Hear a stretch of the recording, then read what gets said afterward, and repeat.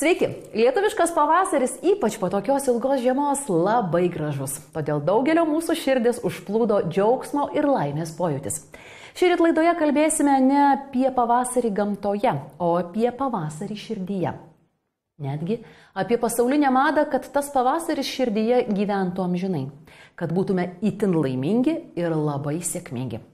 Be diskusijos laidoje bus ir atgimsianti rubrika Noriu ir keliauju bei neįkainojami Liutauro Čepratsko patarimai virtuvėje. Turiningų jums šeštadienio ryto. Manau, sėkmingas žmogus yra tada, kada jisai turi idėją ir ją įgyvendina. Kad yra su kuo jinai bebūtų susijusi, ar su meile, ar su karjera, ar su kokiu nors sportiniu pasiekimu, gal su muzikiniais projektais, gal su pinigais. Aš galvoju, kad laimingas žmogus visų pirma yra tada, kada jis yra sveikas, kada jo šeima yra sveika, kada jo tėtukas, mamytė yra sveiki, gyvi ir visų pirma, mano supratimu, yra tai. Labas rytas. Ir šį šeštadienio laidą yra skirti tiem, kurie mėgsta pamiegoti ilgiau. Britų sociologas Antonis Giddensas mūsų laiką vadina perdėtų susirūpinimu savimi. Štai toks mūsų amžius, kai stengiamės būti ne savimi, o tuo, kuo įsivaizduojame, kad turime būti. Nes yra suformuotas kažkoks bendras sėkmingo ir laimingo žmogaus stereotipas. Gan gausiai gerai yra parduodamos populiariosios psichologijos knygos, kuriasi daugybė įvairiausių mokyklų, būtent sėkmės ir laimės mokyklų, kurios moko tapti sėkmingais ir laimingais. Tačiau ar tikrai egzistuoja bendra laimės ir sėkmės formulė? Šį rytą apie tai mes kalbame, mano galva, su dviem sėkmingais ir laimingais vyrais. Tai yra muzikinio pasaulio žvaigždė Deivis Norilas, labas rytas, ir žurnalistas, rašytojas, etiketo specialistas Giedrius Drukteinis. Labas rytas, Giedrius. Labas rytas. Pirmas klausimas jums, ką jūs manote ir ar esate kažkaip susidūręs su tom sėkmės ir laimės mokyklom? Visų pirma, aš sakyčiau, reiktų atskirti šitas dvi kategorijas. Sėkmė ir laimė yra visų pirma ne viena ir tas pats. Sėkmė yra kaip paprastai labai toks trumpalaikis dalykas, o laimė yra jau, toks jau platesnės kategorijos, ar ne, platesnio suvokimo reikalas. Tai esu be abejo susidūręs visą gyvenimą, siekiu būti tiek sėkmingu, tiek laimingu. O kas jūsų nuomonė, ką reiškia būti sėkmingu? Kada jūs jau supratote, arba dar vis nesupratote, kad esate sėkmingas? Sėkmingas, aš manau, sėkmingas žmogus yra tada, kada jisai turi idėją ir ją įgyvendina. Kad yra su kuo jinai bebūtų susijusi, ar su meile, ar su karjera, ar su kokiu nors sportiniu pasiekimu, gal su muzikiniais projektais, gal su pinigais. Užtenka vienos idėjos, ar jau tą vieną įgyvendino, tai reikia kitos? Gyvenimas nesibaigia viena idėja, be abejo. Tai aišku, kiekvienam gyvenimo tarpsnyje žmogus turi vis tas skirtingas idėjas, vis tie iššūkiai yra skirtingi jaunam žmogui, pagyvenusiam, brandžiam, vedusiam, versle, miestiečiui, kaimiečiui ir taip toliau. O laimė tai yra tokia, žinot, kaip aš sakau, iš esmės irgi yra keletas kriterijų laimę apsprendžiančių. Tai žinote, daug kas yra tą linkę vadinti komforto zoną, kurios mes irgi visi siekiame, ar ne? Įsivaizduodami, kad užtenka turėti, tarkim, gražų namą, gražią žmoną, ar ne, vaikų, pinigų, dar kažko. Ir tada žmogus būsi laimingas, bet kaip rodo tikras gyvenimas, iš tikrųjų atrodo, užtenka vienos kruopelės, ar ne, vieno šaukšto deguto, užtenka atjungti elektrą name. Ir staiga visą tą laimę kažkur tai išgaruoja. Deivi, tu prieš laidą man pasakei, kad nelankei jokių sėkmės kursų, niekaip nesi su tuo susidūręs, tavęs pilna įvairiausiuose projektuose, tu, ta prasme, gerai, ne kaip nors liguistai ir suvargusiai atrodai, tu iš tikrųjų turi gražią šeimą ir jūs tiesiog gražu apskritai žiūrėti mums visiems. Taigi iš šono visko tobulo. Kaip tu pats vertini, kame tavo sėkmė? Dabar kalbėkime apie sėkmę. Apie sėkmę. Gal aš ir apie laimę tuo pačiu, nes Giedrius labai tikrai taip, aš net pradėjau gaudyti jo mintis. Sudėliojo viską, ar ne? Bet aš pasakyčiau labai paprastai. Aš galvoju, kad laimingas žmogus visų pirma yra tada, kada jis yra sveikas, kada jo šeima yra sveika, kada jo tėtukas, mamytė yra sveiki, gyvi ir visų pirma, mano supratimu, yra tai. O toliau laimingas žmogus, mano supratimu, yra tada, kada savo darbą, iš kurio jis gauna pagrindinius, sakykime, pragyvenimui pinigus, jis paverčia hobiu. O tada žmogus yra, mano supratimu, tikrai laimingas. Menininkų požiūris, ar ne, Giedriau? Labai menininkų, iš tikrųjų. Jūs taip nemanot? Darbas yra darbas, reikia įeiti, tai yra pareiga, nuo ten 8 iki 5 ir taip ir laukiu, kaip tą kaklaraištį galėsiu atsismaukti ir kokio alaus išgerti penktadienį, kad nieko nebeprisiminčiau. Tiek daug pažįstu tokių žmonių, kurie vargsta biuruose. Teisingai, Asta, jūs irgi paminėjote tokį žodį kaip stereotipas, daugelis taip ir įsivaizduoja, kad taip ir reiktų gyventi, ar ne, 5 valandą, būtent, kaip sakote, baigti darbą, nusimesti visus atributus išorinius ir būktai pereiti į kažkokį tai kitą lygmenį, kur jau tada prasideda laikas šeimai, hobiams, gamtai, dar ten kažkam ir taip toliau. Ne viskas taip paprasta iš tikrųjų, nes vėlgi, žinot, pavyzdžiui, kalbant apie tos dabar sėkmės kursus, kodėl žmonės iš principo eina juos. Žmonės jaučiasi esą silpni. Dėl to ir tų stereotipų laikos ir tos kaklaraiščius nusimetinė arba jos ryšasi tik tai dėl to, kad jie bijo, kad jie yra silpni, kad jie yra priversti gyventi pagal kažkieno tai primestus kriterijus ir viską. Nes taip, dar prieš kokį 150 metų žmonės negyveno taip ir niekas ant to kaklaraiščio neskubėjo nusimesti. Prieš 150 metų niekas neskubėjo būti plona, ar ten, tarkime, nepraplikęs, ar ten nepražylęs, ar dar kažkoks tai. Visi žmonės yra stereotipų vergai. Visi mes esame iš principo stereotipų ir formalumų įkaitai. Dėl to tas visas sėkmės ir laimės formulavimas, jisai visada yra sugalvotas kažkieno kito. Na, tiesiog pasakyta, kad Asta, jums pavyzdžiui tinka ten raudoni plaukai. Bet galbūt žiūrėkit, po 2 dienų kažkas tai įsitikins, kad jums tinka žali plaukai ir jūs, kaip sakoma, privalėsite. Manęs neįtikins. Kaip tik apie tai ir pakalbėkime, jūs užsiminėte, kas lanko tos sėkmingų ir laimingų kursus ir kam yra naudinga teikti, kad tuose kursuose staiga tu tapsi, išmoksi tam tikrų taisyklių. Asta, mielai atsakau, truputėlį vienu žingsniu grįžtu atgal ir pasakysiu jums taip. Kvailiausia, ką gali padaryti žmogus, tai lyginti save su kitais. Žmonės iš esmės yra nelaimingi, nes jie visada galvoja, kodėl, pavyzdžiui, Deivis turi, o aš neturiu, ar ne? Arba kodėl Asta turi, o pas mane to nėra. Ne? Kodėl vienas yra aukštas, kitas yra, ten, sakysime, gražiai nuaugęs, trečias yra toks anoks ir taip toliau. Aš irgi dažnai žiūriu į gauruotų žmonės ir galvoju, pošins, kodėl jie turi tų plaukų, aš jų neturiu. Bet jūs neišleidžiat pinigų depiliacijai. Teisingai, aš neišleidžiu, bet... Aš sakau, čia yra kvailiausia ir galima sakyti, tai yra galbūt pats pagrindinis verslo iš principo variklis visada primesti žmogui kažkokį tai kompleksą ir visada problemą ir visada siūlyti ją išspręsti. Dėl to tie sėkmės kursai ir yra reikalingi. Išgirdau atsakymą, tai yra verslas. Būtent tai yra verslas iš esmės, nes suvokiant, kad žmonės yra silpni, žmonės visada laukia, kad jų problemas išspręs kažkas kitas, tarkim, Briuselis, prezidentė, Uspaskichas, pirmadienis, Kalėdų senelis, guru kažkoks, Alibaba ar Said Baba, kaip jis vadinasi. Ir dėl to jie supranta, kad jie, pavyzdžiui, neturi to, ką turi Deivis.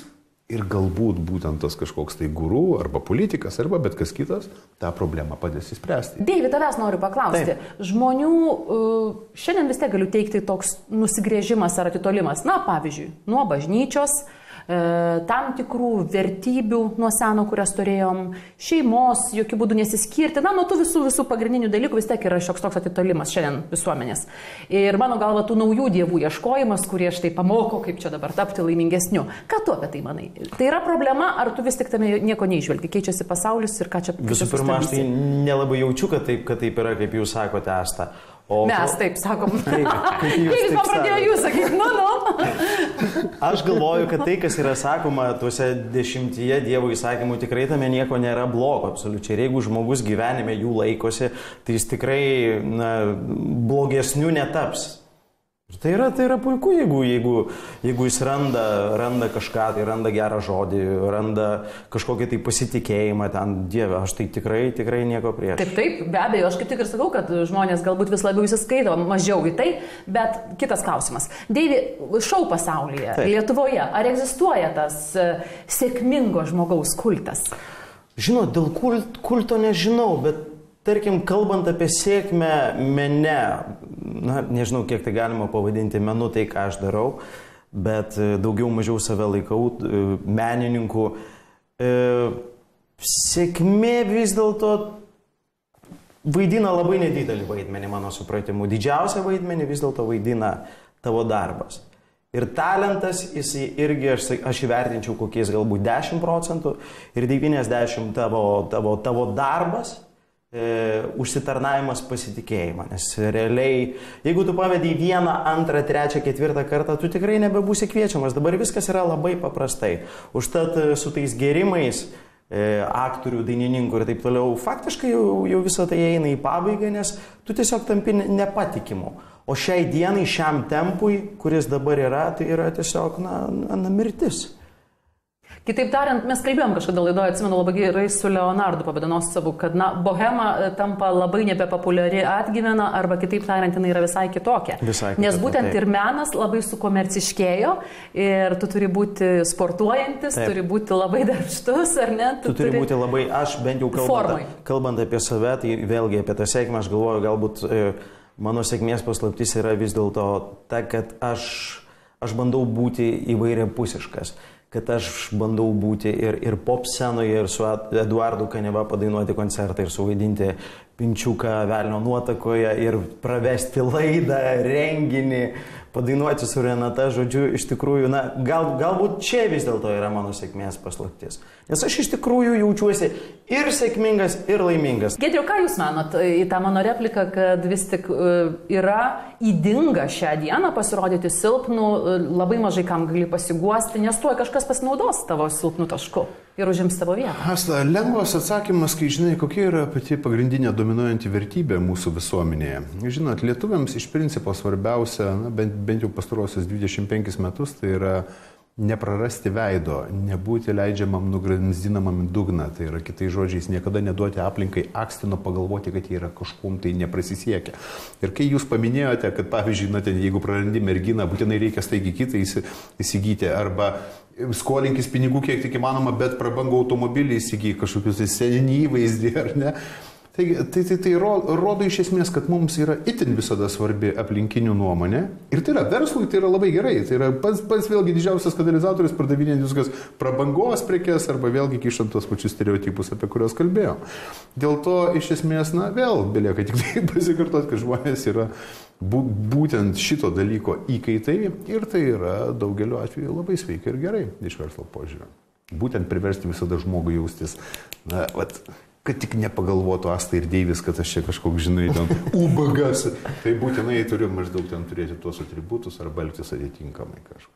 Taip, dėja taip. Apmaudu, bet taip. Bet kita vertus, ar tikrai turtingas žmogus yra laimingesnis? Aš nesijaučiu turtingu, aš tikrai nesu, bet aš esu laimingas. Aš nežinau, ar tas, kuris turi didžiausius turtus, tikrai yra laimingesnis už mane. Deivi, visiškai teisingai, kaip žinot, aš pats esu rašęs, kad tu gali vadovauti įmoniai, kurioje dirba keli tūkstančiai žmonių, milijardinės apyvartos, bet kas iš to, jeigu tavo vaikai tavęs nekenčia ir, tarkim, su tavim nekalba, arba tavo žmona miega su kažkom kitu. Visiškai teisingai. Tai čia vėl, sėkmė, taip, tu ją turi. Taip, ant žurnalų viršelio, bet, sakysime, vėlgi grįžęs namo, randi tuštumą, šaltį, ar ne, kažkokį susvetimėjimą ir taip toliau. Taigi vėlgi tokiu atveju įvairiausiais rakursais, įvairiausiais pjūviais jų galima visada rasti. Bet kaip taip ir atsitinka, kad jie labai žinomi, kurie ant žurnalų viršelio, arba atitikmuo būtų tie patys turtingiausi šalių žmonės, labai dažnai slepia, o iš tiesų yra vieniši, nelaimingi, mes žinom ir labai skaudžių pavyzdžių. Žinome. Visai neseniai Lietuvoje pakelusių net prieš save ranką ir visam pasaulyje yra tokių pavyzdžių. Tai kada ta sėkmė, ta viešoji sėkmė arba turtai, kas būtų atitikmuo, ar ne, artisto populiarumui, o verslininkui uždirbti tie pinigai, nes jie, man atrodo, kartais jiems tai yra kaip sportas, ar ne, kuo daugiau to verslo padaryti. Taigi, kaip padaryti, kad tu būtum ir sėkmingas, štai profesiškai, bet ir būtum laimingas. Taigi sakė Deivis, dekalogas 10 Dievo įsakymų, prisiminkit Davidą Beckhamą ir tas Paisę, ar ne, Victoria Beckham. Atrodytų, tokie žmonės tik tai ir skirti šokinėti iš lovos į lovą, ar ne, pridaryti vaikų, kur tik beįmanoma, išsiskirti, nes maždaug kažkaip yra para futbolininkas ir kažkokia dainininkė, abu praktiškai beraščiai. Bet pasižiūrėkit, 4 vaikai, taigi ir kodėl jiems tai pavyko. Atsakymas yra labai paprastas, tas, kurį Deivis ir minėjo, tiesiog gyvenk pagal 10 Dievo įsakymų. Viskas. Negeisk moteris svetimų savo, negeisk turto, nekalbėk netiesos, Nieko nesuvedu jūsų, pradėjote nuo to, kad materialinė gerovė vis tik yra rodiklis, baigiant tuo, kad turto geisti nereikia. Svetimo, Asta, svetimo. Diskusija, kurioje taip niekur likau nesupratusi, lieku prie savo pozicijos, be abejo, Aukso vidurys yra visada visų geriausia ir protinga knyga ir geras pedagogas gali labai daug padėti gyvenime, bet vis tik savo širdies klausytis, ko gero reikia visų pirma, kad surastum, kaip Dievis sakė, ką tu mėgsti veikti, tada gal tu nebus tai vien hobis, gal tu eisi į darbą ir pavargsi ir pabambėsi kartais, bet laimės, be abejo, mylimas darbas, laimės jausmą prideda stipriai. Na, o toliau belieka linkėti ir asmeninės laimės. Ačiū Jums, kad atėjote į mūsų pokalbį, ačiū Jums už diskusiją. Labas rytas. Ir šį šeštadienio laidą yra skirti tiem, kurie mėgsta pamiegoti ilgiau. Gaminsime šiandien paprastus, kai kam labai gerai pažįstamus, galbūt kai kam mažiau pažįstamus patiekalus. Pradėsime nuo tradicinių varškėčių ir baigsime galbūt šiek tiek mažiau tradicinių pudingų iš kruasano, tai yra sviestinių ragelių, taigi šiokia tokia nauda visom namų šeimininkėm. Varškėčiai.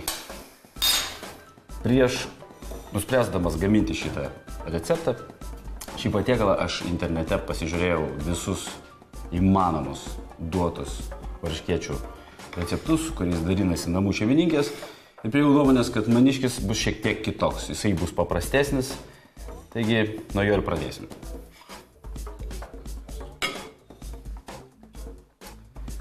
Varškėčiai, svarbiausias ingredientas varškė ir didžioji daly receptų, kuriuos aš peržvelgiu internete, yra naudojamas labai didelis kiekis miltų. Ir kaip mums visiems įprasta, mes varškėčius lipdome, tada jos kepame. Mano varškėčiai skiriasi tuo, kad aš naudoju ypatingai mažą kiekį miltų, kadangi man varškėčiuose labiausiai patinka varškė. Kiaušiniai. Šitam receptui naudosim daug kiaušinių.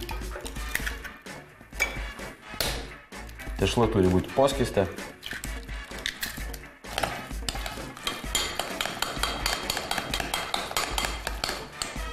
Šiek tiek cukraus. Druskos.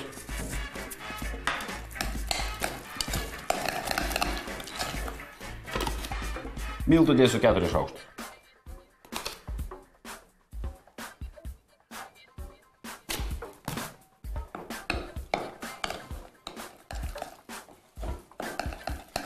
Taigi, kaip matot, mano masė gavosi pakankamai skysta ir rankomis į ją sulipdyti varškėčius, manau, nebūtų jokių šansų. Visa šio recepto paslaptis yra, kaip mes kepsime tos varškėčius. Šlakelis aliejus.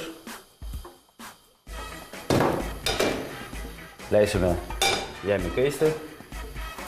Ir kadangi mūsų tešla yra tokia skysta, jeigu kepsim ant stiprios liepsnos, tai mūsų varškėčiai viduje bus neiškepę.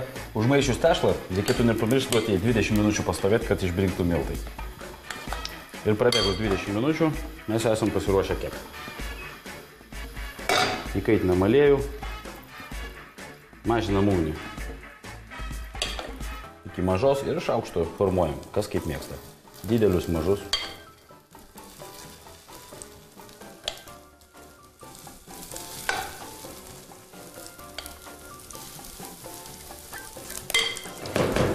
Taigi liepsna mažiausia, dengiame dangčiu, šiek tiek netgi nukeliame nuo ugnies tam, kad sumažėtų kepimas, nes kepti reikia ant pačios mažiausios įmanomos liepsnos ir tai daryti kokias 5-7 minutės uždengus dangčiu tam, kad jie tolygiai iškeptų ir viduj, o ne iškeptų tik tai iš išorės, o viduj ir išliktų tokie patys šlapi ir neskanūs. Prabėgau 5-7 minutės, manau pas laikas pasitikrinti ir pažiūrėti, gal jau galime versti.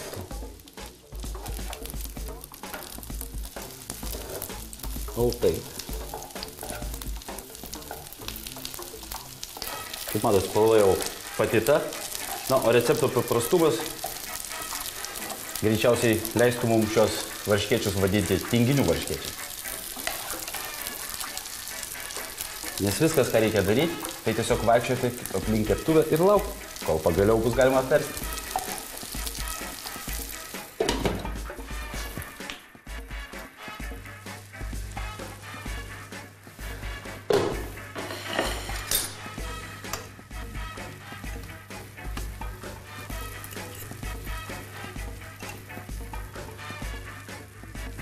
patys puriausi ir minkščiausi varškiečiai, kokius tik esat valgę. Galiu tai garantuoti. Na, aš mėgstu varškiečių su braškio uogiene. Su jie šiandien ir valgysiu.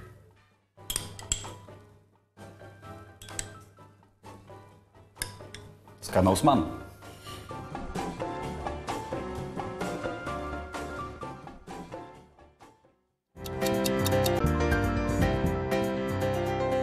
Tęsiant mūsų šiandieninę temą vėlyvi pusryčiai, gaminsim kiaušinienę, kurią pavadinsim irgi kiaušinienė tinginiams.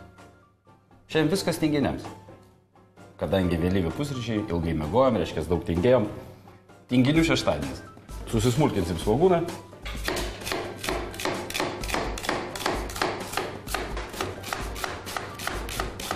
Keptuvę. Alyvuogių aliejus. Svogūnai keliauja į keptuvę. Taip pat naudosime konservuotus pomidorus, ožkos sūrį, grietinėlę, dar pabaigai šiek tiek petražolių arba kažkokių kitokių žolių. Ne šitų. Svogūnus kepsim ant vidutinės ugnies. Pomidorai.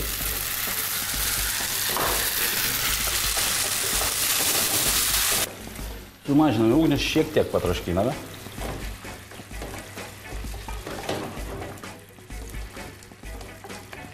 Penkias minutės patroškinę.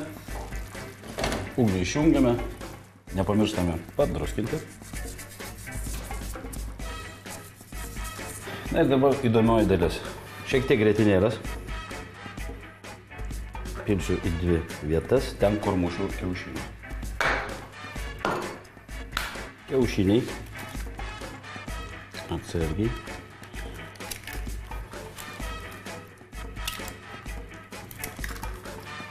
Ožkos sūris.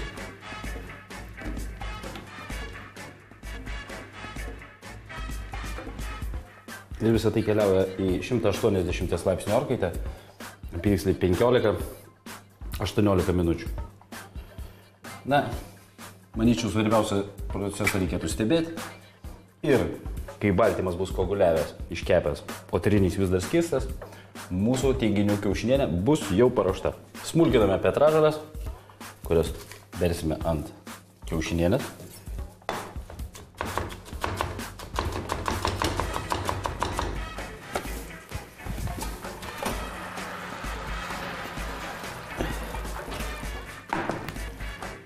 Barstame petražoles, kiaušinių tinginienė paruošta. Skanaus.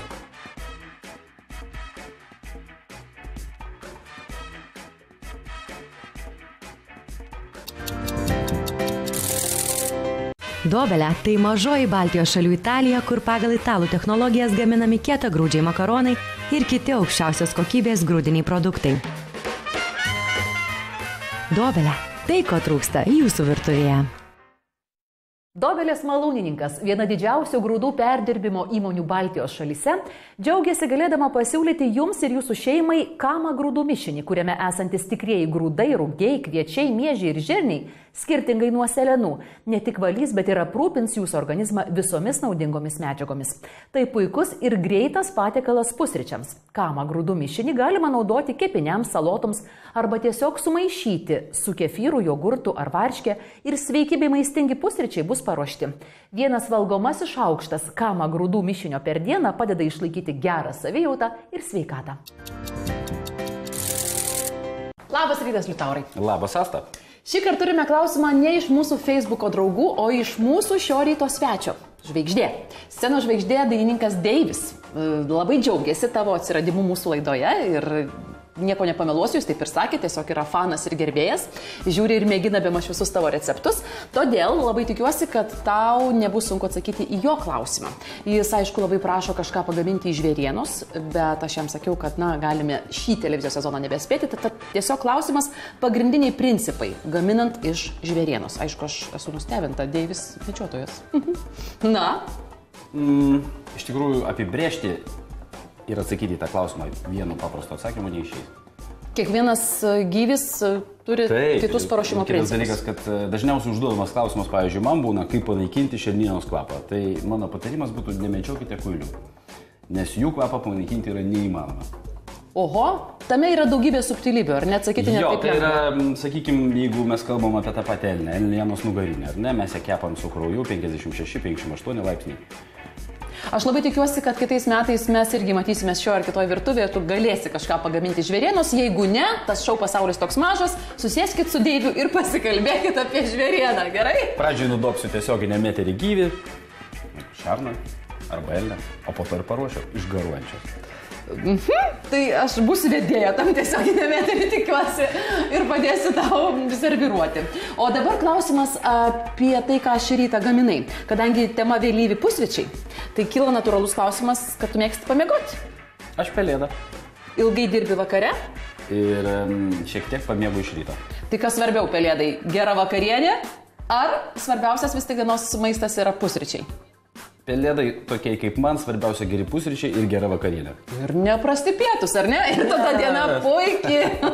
Ačiū tau už pokalbį, pasimatysim. Koks trečias patiekalas? Trečiam patiekalui mes gaminsime pudingą iš ragelių. Iš jau tokių pabuvusių ragelių. Pabuvusių. Nuostabu. Labai geras taupus patarimas. Laukiu.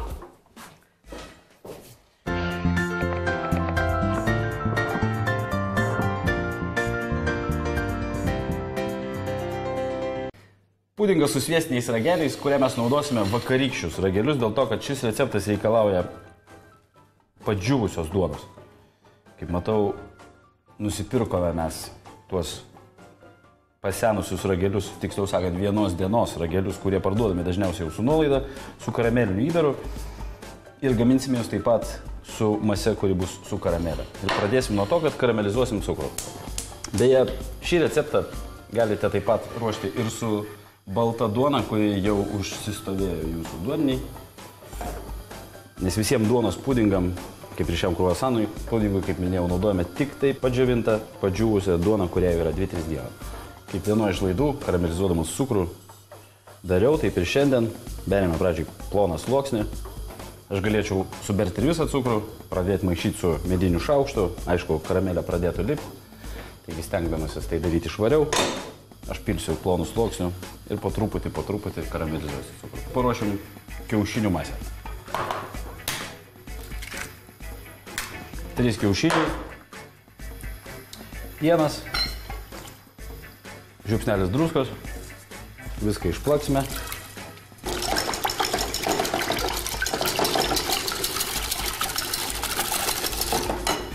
Nepamirštame mūsų karamelės.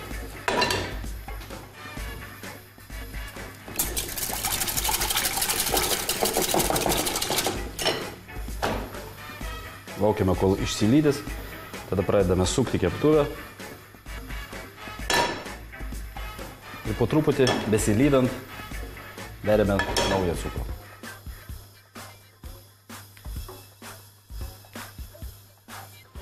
Taigi, kaip matot, tamsiai gintarinė spalva, apie tiksliai 180 laipsnių karamelė, kokios mes ir siekiame, dėsime sviestą.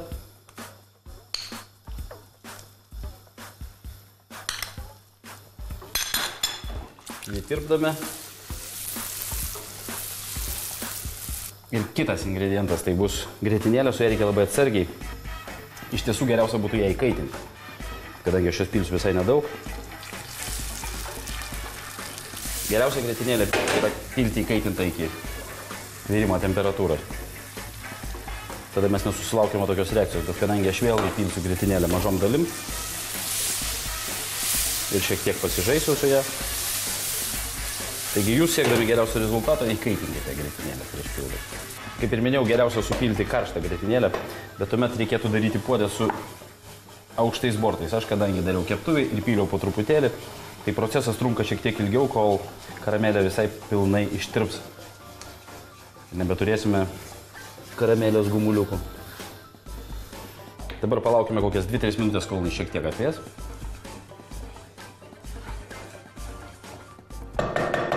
Ir supilame į pieną ir kiaušinių plakinį. Imame stiklinį indą. Šiek tiek įsipurvinsim rankas.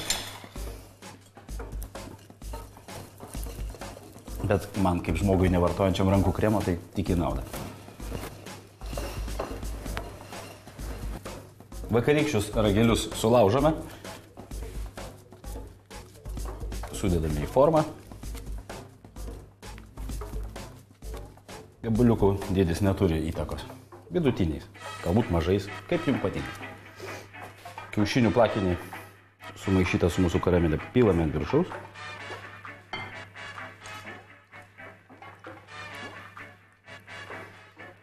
Ir paliekame pastovėti 10 minučių, kad rageliai sutrauktų tą visą mūsų skanų karamelinį kremą į save. Ir tada keliaus į orkaitę 180 laipsnių, apytiksliai 15-20 minučių. Ir pabaigai, kadangi aš mėgstu, užbarstysiu šiek tiek šokoladą. Galite berti, galite neberti, viskas priklauso nuo jūsų norų. Gali būti baltas šokoladas, gali būti rudas šokoladas, tai yra pieniškas arba juodas, viskas kaip tik pageidauju. Aš mėgstu su šokoladu. Šįryt su dviem mūsų svečiais laidoje kalbėjome apie tai, kas yra sėkmingas, laimingas žmogus. Na ir be abejo, šiek tiek kalbėjome apie mokyklas ir mokytojus, kurie moko kitus, kaip čia tapti tais sėkmingais ir laimingais. Ar tu turi savo požiūrį į tai, ar mokėsi kokioj sėkmės ir laimės mokykloje? Ne, nesimokiau. O požiūrį turiu, aš buvau keliuose, klausiausi netgi internetu keletą seminarų. O kas, kaip tapti milijonierium, kaip padaryti, kad tavo darbuotojas dirbtų tau 20 valandų per parą, daug tų seminarų. Kuris tave sudomino? Geriausias seminaras būtų tas, kad turėtum geriausią sėkmę, tai būtų toks. Pamiršk kitų žmonių interesus ir žiūrėk tik savęs, enk visus ir tada gerai uždirbsi. Manau, šituo principu vadovaujasi didesnė dalis mūsų Lietuvoje dirbančių milijonierių. Tai dabar gali paskelbti paiešką darbuotojų, oi daug paskambins. Aš tuo principu nesivadovauju, bet žinau. Nesi. O esi patekęs į pinkles, kai tave kažkas taip nori išnaudoti? Žinoma. Bet mane sunkiai galima išnaudoti, nes esu per didelis tinginys. Todėl šįryt gamini pusryčius tinginiam. Taip. Taigi pats tingi ir kitus mokai, kaip skaniai tingėti. Na, šio ryto svečiai, tai buvo dainininkas Deivis, sako, kad jo sėkmės formulė yra 10% talento ir 90% darbo. Laimė turėti mylimą darbą, kuris atstotų hobį ir žinoma sveiki artimieji. Tokia štai paprasta žemiška Deivio laimės ir sėkmės formulė. Na, o etiketo žinovas Giedrius Drukteinis, diskutuodamas apie visuomenės primetamus laimingos, sėkmingos žmogaus stereotipus, sako, kad didžiausia pagrindinė klaida, kurią žmonės daro, yra tai, kad jie lygina save su kitais. Reikia tiesiog žinoti, ko nori pats. Ir ką naujo sužinojom šįryt virtuvėje, Liutauras Čeprackas. Prašom. Išmokome kepti varškėčius kitaip, tai yra tinginiams. Kiaušinienė tinginiam ir kas svarbiausia, sužinojome, kad iš senos duonos ir senų ragelių galima įsikepti puikiausią pudingą. Iš tikrųjų, puikiai idėja su tais senais krosanais, nes kartais nugraužtų būtent vaikai palieka, tai galima kažką pagaminti, lauksiu rezultato. Ir vėl sumaitinti tiem patiem vaikam.